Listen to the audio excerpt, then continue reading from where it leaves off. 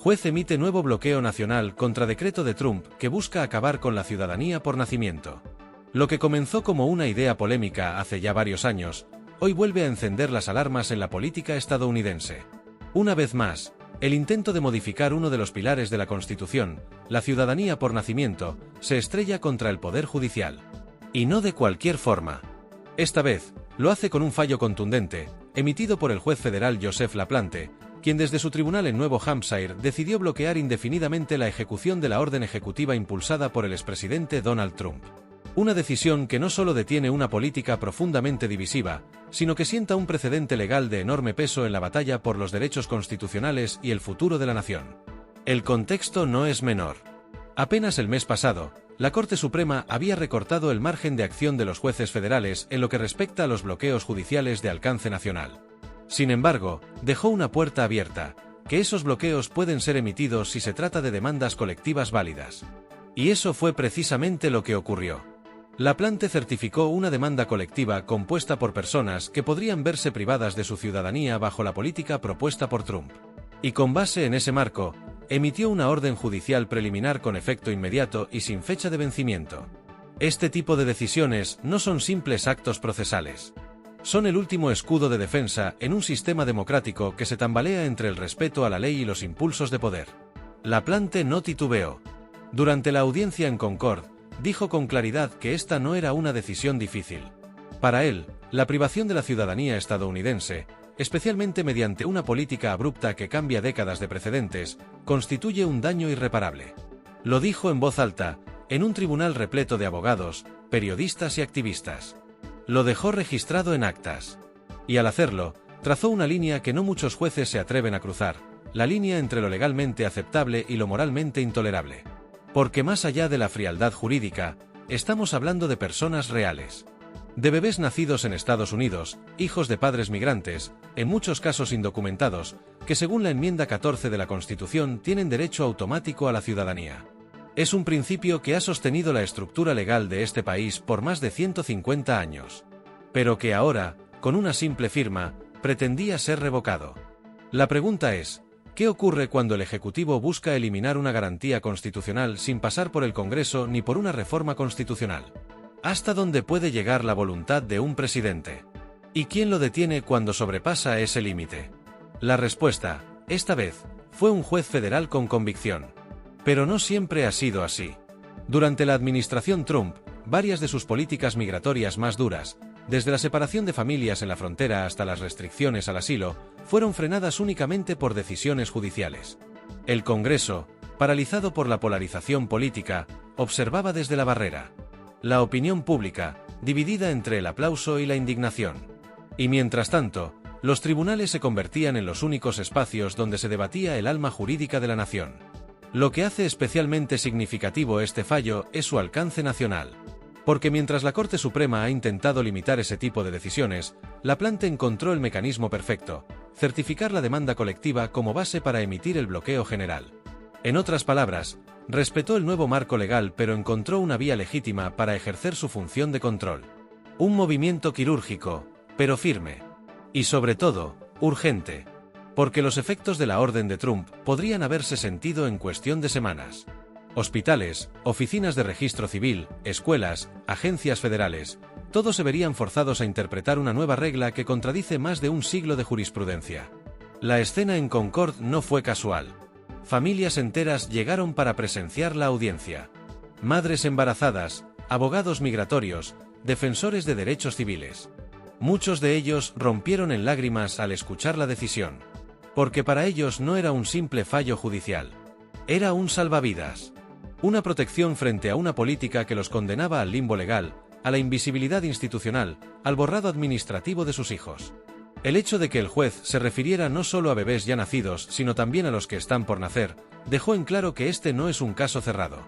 Es una batalla continua, donde cada palabra importa y cada firma puede definir un destino. Trump, por su parte, no tardó en reaccionar. A través de su plataforma social, criticó el fallo como un acto de sabotaje judicial, acusando a los jueces federales de actuar como opositores políticos disfrazados de magistrados. Dijo, textualmente, que ningún país serio del mundo permite que cualquiera que nazca en su territorio se convierta en ciudadano automáticamente. Pero sus críticos no tardaron en recordarle que precisamente Estados Unidos se construyó bajo principios de inclusión y derechos universales. Que la ciudadanía por nacimiento no es un defecto del sistema, sino uno de sus mayores aciertos. Y que cuestionarla no es solo un error legal, sino un atentado contra la esencia del pacto constitucional. El fallo también dejó al descubierto un dilema mayor. Porque aunque muchos celebran que la justicia haya frenado el decreto, otros advierten que esto es solo el principio. Que vendrán nuevas versiones de la orden, más pulidas, más estratégicas, mejor redactadas. Que se apelará el fallo. Que se buscará reinterpretar la enmienda 14 desde la Corte Suprema. Que se utilizará este tema como arma electoral. Y que mientras tanto, la incertidumbre se mantendrá para millones de familias. Pero también hay algo que cambió con este fallo: el precedente. A partir de ahora, cualquier intento de anular la ciudadanía por nacimiento deberá enfrentarse no solo a un texto constitucional, sino a una decisión judicial ya tomada. Y eso modifica el campo de batalla. Porque la justicia no es solo una balanza entre lo legal y lo ilegal. Es también una narrativa. Una línea de tiempo. Un registro de lo que ha sido juzgado. Y eso pesa, aunque algunos lo subestimen. Lo que muchos se preguntan ahora es: ¿qué pasará si Trump vuelve a la presidencia? ¿Reactivará esta orden con una nueva estrategia? ¿Buscará llenar los tribunales con jueces que apoyen su visión? ¿Podría una futura Corte Suprema inclinarse a su favor? Las respuestas no son claras. Pero lo que sí es evidente es que esta disputa ya no es solo un debate jurídico. Es una batalla cultural. Una guerra por el significado mismo de ser estadounidense. Y eso no se decide solo en tribunales, sino en urnas, en medios de comunicación, en escuelas, en conversaciones familiares. En el imaginario colectivo. Mientras tanto, organizaciones como la ACLU y Human Rights Watch han aplaudido la decisión y redoblado esfuerzos para informar a la población. Se están organizando campañas educativas, charlas informativas, materiales en múltiples idiomas. El objetivo: que ninguna familia deje de registrar a su hijo por miedo o desinformación. Porque eso es parte de la estrategia del miedo: que el caos legal se convierta en autocensura, en parálisis, en resignación. Pero este fallo ha reactivado también la esperanza. Porque cuando una política busca quitar derechos, y un juez dice no, aquí no, algo se reconfigura en la conciencia cívica. Se demuestra que las instituciones pueden funcionar. Que no todo está perdido. Que aún hay quienes entienden la gravedad de modificar la Constitución por decreto.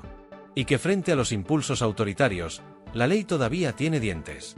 También resulta preocupante cómo parte del discurso político ha comenzado a retratar a los bebés nacidos en suelo estadounidense como problemas o amenazas. Como si un recién nacido pudiera representar un desafío para la seguridad nacional. Como si la sola existencia de un niño, hijo de migrantes, ya fuera motivo de sospecha. Esta deshumanización no es casual. Es parte de un lenguaje sistemático que busca justificar políticas duras, despojándolas de su dimensión humana. Pero la justicia, como nos recuerda este fallo, no se rige por percepciones ni miedos infundados. Se rige por la ley.